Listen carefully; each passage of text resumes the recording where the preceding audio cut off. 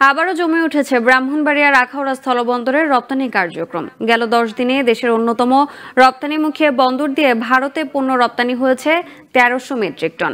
এতে আয় হয়েছে প্রায় 7 থেকে 8 কোটি টাকা। ব্যবসায়ীরা বলছেন, পরিবেশ স্বাভাবিক হওয়ায় দিন দিন বাড়ছে রপ্তানির পরিমাণ। ব্রাহ্মণবাড়িয়া থেকে মফিজুর রহমান লিমনের তথ্যচিত্রে ডেস্ক রিপোর্ট। সম্প্রতি দেশজুড়ে বৈষম্য বিরোধী আন্দোলনকে ঘিরে স্থবির হয়ে পড়ে অন্যতম রপ্তানিমুখী স্থলবন্দর আখাউড়া। ফলে রপ্তানি আয় নেমে আসে প্রায় অর্ধেকে।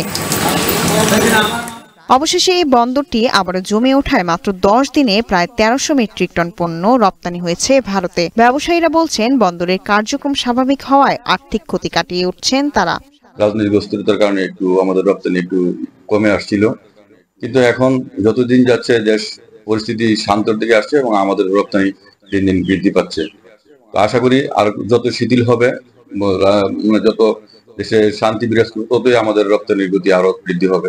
যেহেতু এটা বন্ধ ছিল, যার দরুন আমাদের আর্থিক স্থবিরতা ছিল, আস্তে আর্থিকভাবে আমরা ক্ষতিগ্রস্ত ছিলাম। বর্তমানে এটা চালু হওয়াতে আমাদের আর্থিক যে লুসকানের গুণ ছিলাম, সেটা দিন দিন প্রসারতা ঘটছে। দেশের পরিস্থিতিতে যে কারফুদার এবং লকডাউন ছিল, এতে আমাদের গাড়ি আসা যাওয়া করতে পারছে না, এবং আমরা তো অনেক দূর থেকে মাছ আনি, ময়মনসিংহ থেকে মাছ আনে দেশের বাইরে ইন্ডিয়াতে সাপ্লাই করি, এতে আমাদের জীবন নির্বাহিত করে। বর্তমানে ইনশাল্লাহ কারফুদারি কেটে গেছে, আমরা নির্বাণ সুস্থভাবে মাছ তুলতে পারছি।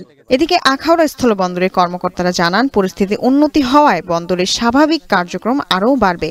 বর্তমানে পরিস্থিতি স্বাভাবিক এবং আমরা আশা করছি এটা আরো কর্মচাঞ্চল্যতা বৃদ্ধি পাচ্ছে, মানুষের মধ্যে অনেক উৎসাহ উদ্দীপনা দেখা দিচ্ছে। আশা করি এই বন্দর এই স্টেশন অনেক কাজকর্ম হবে। আখাউড়া স্থলবন্দর দিয়ে 1994 সাল থেকে ভারতের সাথে পণ্য আমদানি রপ্তানি বাণিজ্য চলছে। স্বাভাবিক সময়ে প্রতিদিন এই বন্দর দিয়ে প্রায় $2 লাখ বিভিন্ন পণ্য রপ্তানি হয়। Global television news desk.